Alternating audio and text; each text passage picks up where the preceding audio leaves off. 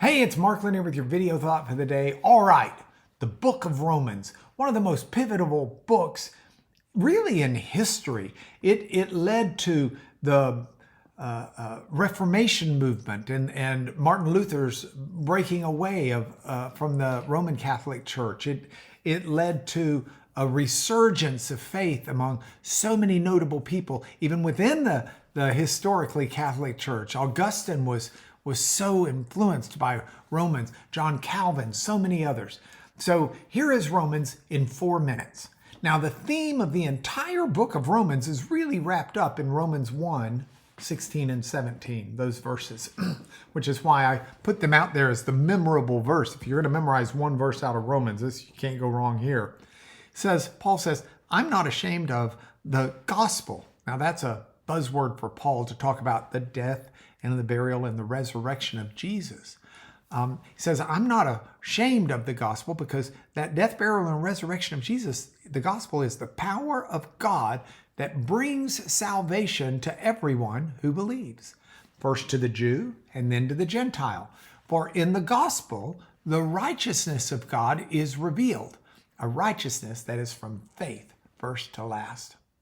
See, Romans, if I could put it into 3 quick bullet points, I would say first, Paul talks about the universal problem of sin, and that sin is not compatible with a just God.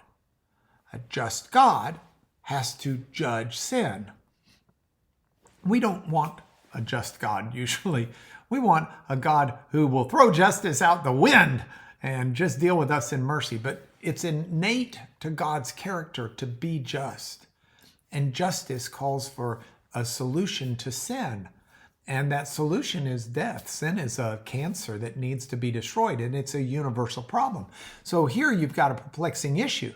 You've got a God of mercy who is a God of justice.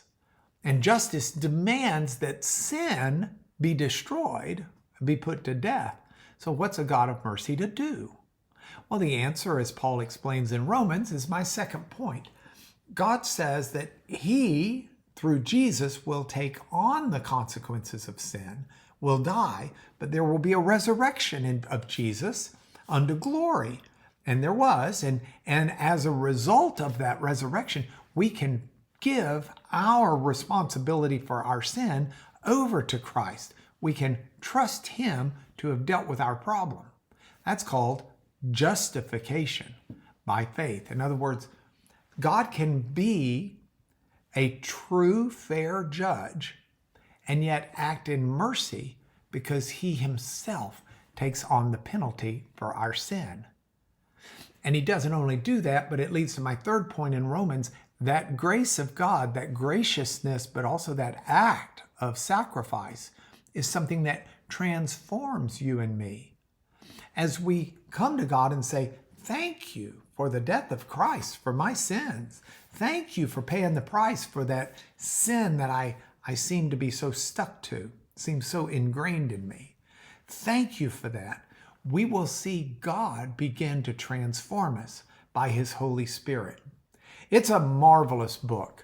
If you've not read the book of Romans, I urge you to. Don't stop till you get through at least chapter 3, verse 21, because otherwise Paul starts out talking about how God's judgment is fair as a just judge, and it's not happy reading until we see God's ulterior way of dealing with sin through the death of Christ, substituting in our place.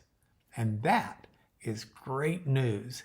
And that is the purpose of Romans. And that is your video thought for today.